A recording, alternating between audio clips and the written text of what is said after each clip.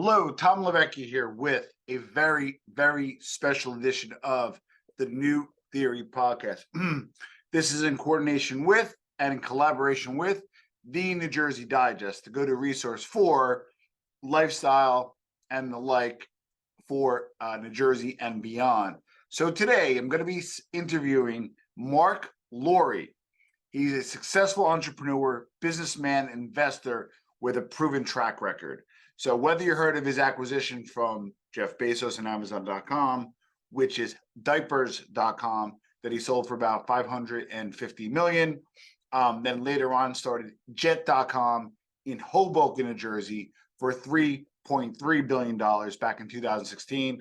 Then some say he got his revenge on Jeff Bezos by heading up Walmart's e-commerce efforts in 2016 to 2021, gaining market share. Now, his latest venture is Wonder, which is a phenomenal concept where it puts fine fare, multiple restaurants under one roof that are kind of, I believe, higher end food, quality food, reasonable prices, and it gets shipped to your door in less than 26 minutes and piping hot. That's been my experience. I've been ordering all week. I absolutely love this stuff. So, whether you like Marc because you like him as an entrepreneur, follow his success to well over $1 billion in net worth, and now his newest venture on wonder.com, I'm really, really excited to have him on the podcast. So without further ado, Marc Lore, welcome to the New Theory podcast. How are you doing today? I'm doing great. Great to be on the podcast. Okay, so tell us about your formative years and how you kind of got the bug and the aspiration to get into entrepreneurship. Yeah, I think, people say, is it something you learn or you're born with? I think I was born an entrepreneur. I remember a couple things from my early years, like 4 years old, in crayon, it said, what do you want to be when you grow up? And it was, I want to be a farmer. And when my teacher asked, why, I said, because they grow stuff from nothing. So I always wanted to grow stuff, even, as a little kid. I did my first sort of like startup, as a little kid with the Casper the Friendly Ghost, the projector on the wall and charging, like a nickel to relatives that tell the Casper the Ghost story. I don't know if you remember those projectors, but and then I did every business you could think of as a kid. Nice. Washing cars, mowing lawns, newspapers, baseball cards, everything. And, but I didn't grow up with money, grew up in Staten Island, New York. And I was the first person to go to, college and stuff. And so there wasn't really this idea that you would go work for a startup or do a startup. I had to get a real job, and that was working in the back office of a bank when I graduated college. And I just basically, was doing banking for about 6-7 years. Yeah. And this was in the late 90s and just saw, the startup scene exploding, Yes. And so I just one day walked in my boss's office and said, hey, I'm not fulfilled, doing this banking stuff. I need to become an entrepreneur. And he laughed, and said, didn't you just have a baby? I said, yeah. He's like, you must have a great idea. And I said, no, I don't have an idea yet, but I know I got to do this, so I'm going to quit. And he said, you're crazy. You're going to give up this incredible job and be an entrepreneur? Like, you don't even know what you're going to do yet. And I said, I know, I have to go all in. I can't sort of like do this on the side. So it was kind of crazy, back then. Yeah. Now looking back on it, but I knew what I wanted to do, and that's how it all started. And he turned out to actually be one of your early investors, correct? Yeah, that's right. Yeah, he was the first investor. He said, "Well, if you're crazy enough to do this, can I put 50 grand in?" and that was the first 50 grand, and then from there we went on to get like 60 angel investors, averaging about 75,000 per person. Wow. So it was like a hard way to get $5 million, but that was the first first foray into entrepreneurship. So one of the things that people think about, like, hey, I got to raise money, and it's kind of funny because I think it's easier to raise like 5 million than it is to raise 5,000. In a sense where if you have big dreams and big goals, or you ask for micro amounts, people look at you funny. So with that being said, though, you heard no a lot. Can you kind of walk through the iterations of going through the 75 investors? I think you said you got 500 presentations to get to that 75. So you got to be used to hearing no. Can you kind of characterize that a little bit? Yeah, no, it was literally, like you said, it was hundreds of presentations, many more no's than yeses. And it's something you learn very early on, that you can't like second guess a no. You can't spend a second on it. It's like, okay, no, great. And the best thing that you can get next to a yes is a no. The worst is like that in between, I don't know, and you spend a lot of time spinning your wheels with someone when ultimately, they had no intention of ever investing, right? So good point. Learning that with experience becomes really important. Exactly. All right. So you obviously started a company. You eventually, I think, exited to Tops. You were running Tops for a while. But like, I'm keenly interested in diapers.com. Obviously, you're talking about Wonder, but diapers.com, where, okay, you're selling diapers, which I understood it very early on what you were doing. And Huggies and Pampers are like, we're not selling to you. And they're kind of like, or they are, the Coke and Pepsi, if not more so, in the diaper space. So you can't sell Huggies and Pampers on diapers.com directly. What the heck did you do there, Mark? And how did you get around? Yeah, so we would go to BJ's Wholesale Club. It's like Costco, and we would clean them out of all the diapers, but they wouldn't let us, they wouldn't load the pallets for us on the truck. So we literally had to buy pallets of diapers where we had to check out like everybody else and put it on the shopping cart and walk out, pay with the credit card, walk out with another load, and it became impossible. So we sort of made a deal with the manager that if we left them some diapers, they would load them on the truck for us, because we would clear them out and they have no diapers, and they would complain. And we'd say, okay, if you want us to, leave you some diapers, you got to load them on the truck. And so they did that. But then it got, untenable, like 5 different BJ's Wholesale Clubs every day we were cleaning out. And it was just a few people in the company at that point. Yeah. So we had to get these diapers direct. And we came up with the idea of taking all the diapers, not leaving them any, and hoping that they would tell Procter & Gamble and Kimberly Clark to basically sell us direct. Wow. And so it was very painful because we took all the diapers, and the guy was like, hey, we had a deal. You're going to leave us diapers and we're going to put them on the truck. Yeah. And we said, yeah, no deal anymore. We're taking them all. And he said, okay, well then you're going out to the checkout. And so that was really painful, because now you're talking about like hundreds and hundreds of boxes of diapers that we had to like run through the cashier. And it was a game of chicken of who would break first. Yeah. And we told him, hey, listen, if you really want us not to take all your diapers, just tell Procter & Gamble to sell us. And then you can have all the diapers you want. Yep. And it didn't take long. It was a very painful, it probably was like a week. Yeah. And they called Procter & Gamble and said, hey, can you sell these guys diapers? Yeah. And so we got a call from Procter & Gamble, and they said, hey, this doesn't change how we feel about you and selling diapers online. We think it's a ridiculous idea. We don't want to sell you because we think you're not going to, you're going to go out of business. But since BJ's has asked us to, fine, we'll sell you. And that was like sort of the big break, because then we started getting full truckloads from Procter & Gamble and Kimberly Clark direct to our warehouse.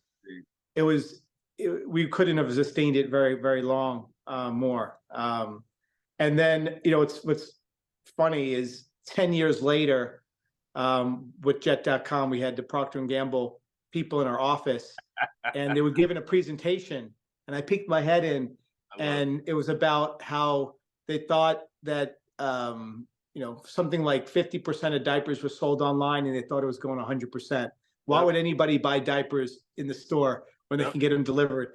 And I remember just going in there and nodding and laughing and saying, 10 years ago, your colleagues, what they said to us, they said that, it was just funny. But so again, my understanding was you were building an ecosystem, loss leader. Hey, we'll sell you some wipes, we'll sell you some other stuff, but really building out the tech, the e-commerce, and building the community, which was huge value to obviously Amazon. And when Amazon, prior to buying out, they were kind of messing around with you too. They were undercutting it and trying to choke you out a little bit to make your margins worse. So you either got to sell more at less, to kind of, keep afloat, or you got to keep cap raising, which is not easy, especially when you're kind of mid-flight, right? So what did Amazon do? And tell us a little bit about the buyout. It was like 560 million, I believe. Yeah, 550 million. Yeah, it was. They cut the price of diapers by 30%, which is unheard of. Diapers are a loss leader. You can lose money on diapers. Correct. But they cut the price 30%, and I think what they saw was it was costing them a lot of money. It wasn't really impacting our business. We had incredibly loyal customers, and we weren't growing as fast after that, but we're still growing. And that's when they said, all right, this is a real formidable threat here. And then they took us out. So I believe, because I've been following you, and I believe all these memes are going around. They're all positive about you. The guy who got his revenge with Jeff Bezos, which we'll get to in a second. But you stayed on there for 2 years, correct? Yeah. I was there for 2 years. Now, and you're obviously a serial entrepreneur. So whether you have an earn off, whatever that was, that's obviously your business. But here's my question, though. There had to have been some things you had to learn and unpack, system-wise, process, etc., to extract before you started Jet. Not intellectual properties, but what I'm saying is, what were some of your biggest learnings working for Jeff Bezos for those 2 years? Yeah, I mean, I think just learning, the entire business. We didn't have a third party business. It was all first party on diapers.com. Oh, you did first party logistics? Yeah, at diapers.com, we did it not only for diapers.com, we did it for all the other websites we created. We created a pet site called WAG. Online pharmacy called soap.com. We had a toy site called I'm trying to blank that. we had like 10 sites, Costa.com. Yo-Yo is a toy site. Yeah. So we had all these sites. We did all first party. We didn't have third party. I think what we really learned inside Amazon was the power of third party and how, having that first party relationship allowed you to then sell everything else, be a third party, make a nice commission. So that was a big learning. I think we saw the power of assortment, how much assortment drove, customer loyalty and differentiation. So those some big learnings. So then you started Jet at Hoboken, New Jersey, and it's wildly successful. You built a great team, and you had a bigger exit for $3.3 billion with Walmart. One question though, before I get into Jet, and then we're going to talk a little bit about Wonder before we wrap up. Is it true you used to take an Uber every day to work because you didn't want to lose that time driving and productivity? Somebody who knows you told me that. And and the second they told me that about 5 years ago, I think I probably spent an extra $800 on Uber since, but I got a lot done, and I want to thank you for that, Mark. So is that true? Is that true?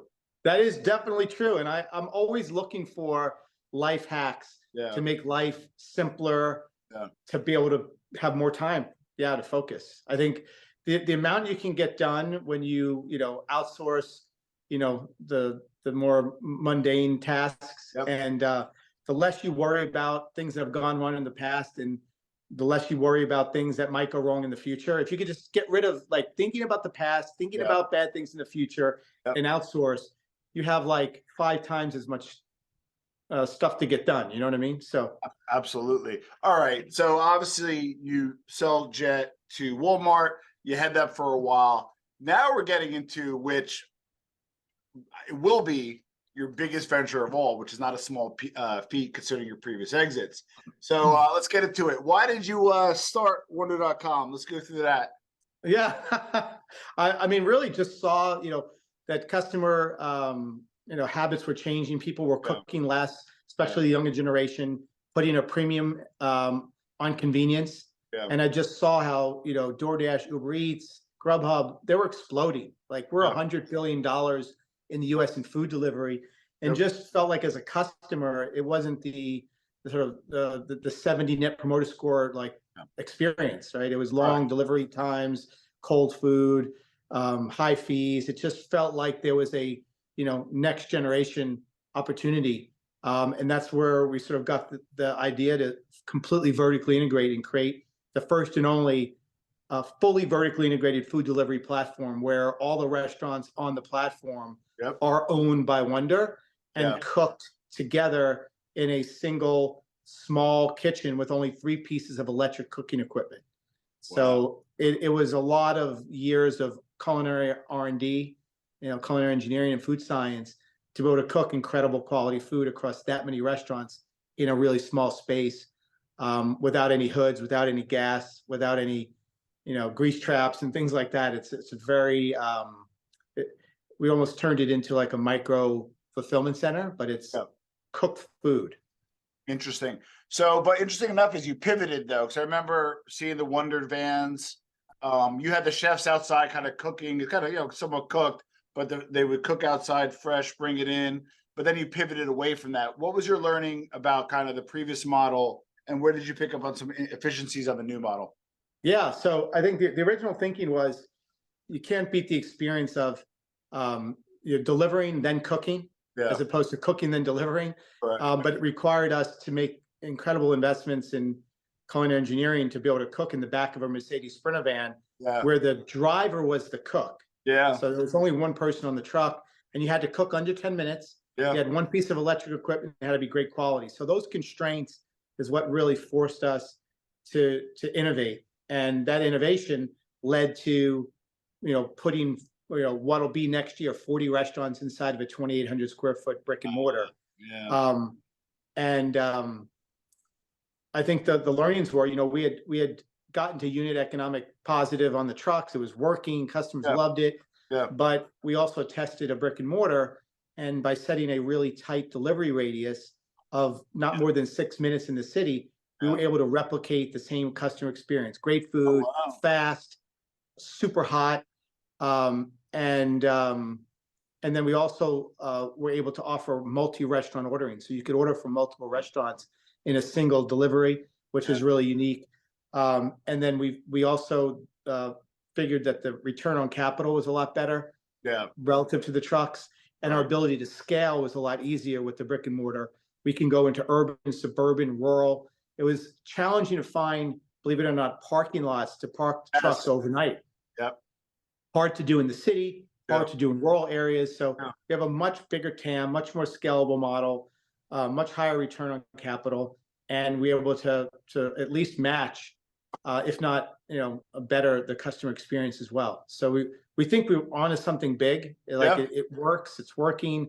We'll have 10 locations next month in the tri-state area, and then we'll add another 20 to 25 next year in the tri-state area, and up from there. So we're very excited about the early results. I feel like, and you may comment this if you'd like, I feel like you kind of got your revenge on Jeff Bezos, and here's why. Not just because of the jet deal, but the last mile is not only like the little, cobblestone in his shoe, it's like the cinder block attached to his leg. Even he's having the toughest time with the last mile. But you actually are like, you know what? We're going to get rid of the trucks. We're going to have, it's easy to have 3 or 4 cars pull up. It seems like with a little pivot, you literally figured out that last mile. Granted, it's in a food space, but you figured out that last mile. So did that feel good once you finally kind of figured that out versus, the vans? Yeah, absolutely. And you know what? With the Blue Apron acquisition, it's even more powerful, the last mile, because we can combine on-demand last mile delivery with off-peak hours. We can deliver the meal kits when the couriers are not delivering on-demand meals. So it fits, the network like a glove, and it becomes super efficient way to deliver last mile products. So love it. Yeah, very excited about that. And for those who haven't heard of Wonder, put a link below. You get the Farah pizza, amazing. Bobby Flay. Literally, my wife and I, we order Wonder 3 times this week. I want lime salt. She wants sushi. that fight is over. It comes fresh. One price, one price, easy out the door. So before I wrap up, just some kind of final questions. You raise obviously a lot of money, for Wonder, and you have the track record and that kind of stuff. But what are some of the unique challenges maybe now that you're overcoming at Wonder that maybe you haven't faced before, even in your other ventures? Yeah, I mean, I think just the scale at which we're operating, and the the ambition, I think is, with each business it gets greater, and with more ambition it becomes more challenging, to eventually have thousands of locations across the country in the time period that we want to do it is a big challenge. Yeah. I think anytime you're dealing with food, there's consistency that you need to maintain. Yes.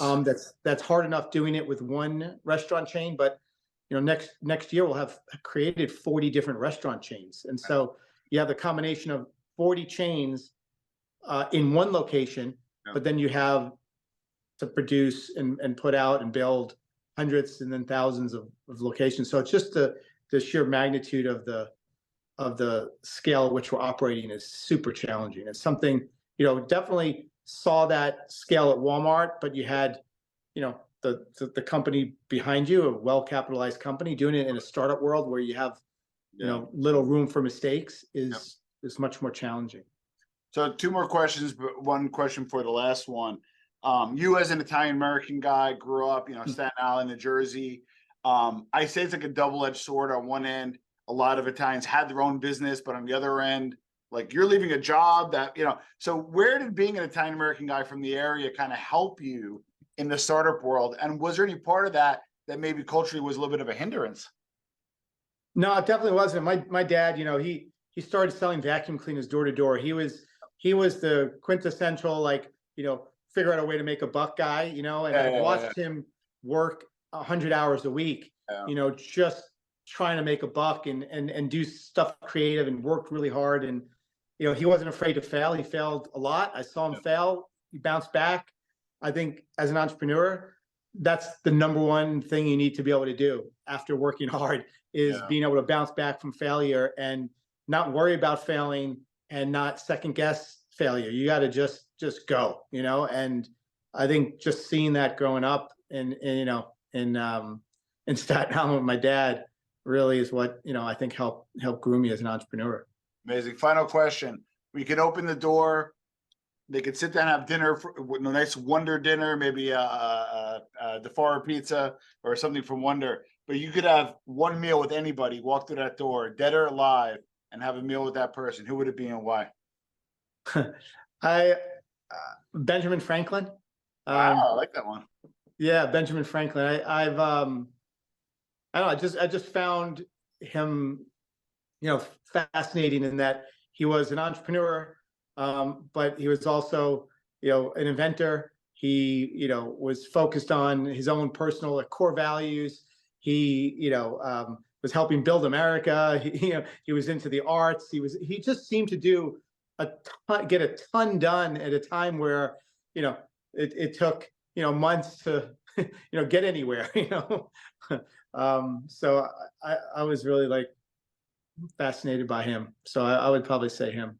I love it. So I think the best way to find you, if somebody who wasn't catch up with you, is best LinkedIn these days, I guess. Yeah, LinkedIn. I would be, and you finally have an Instagram, finally. Yeah, I know. I did. Finally went there. I love it. Marc Lore, thank you so much. Marc Lore, sorry. Thank you so much for being on the New Theory podcast, and the best of luck and success. And me and our whole team will be rooting for you. Thank you, Tom. It was great to talk to you. Take care. Ciao, ciao.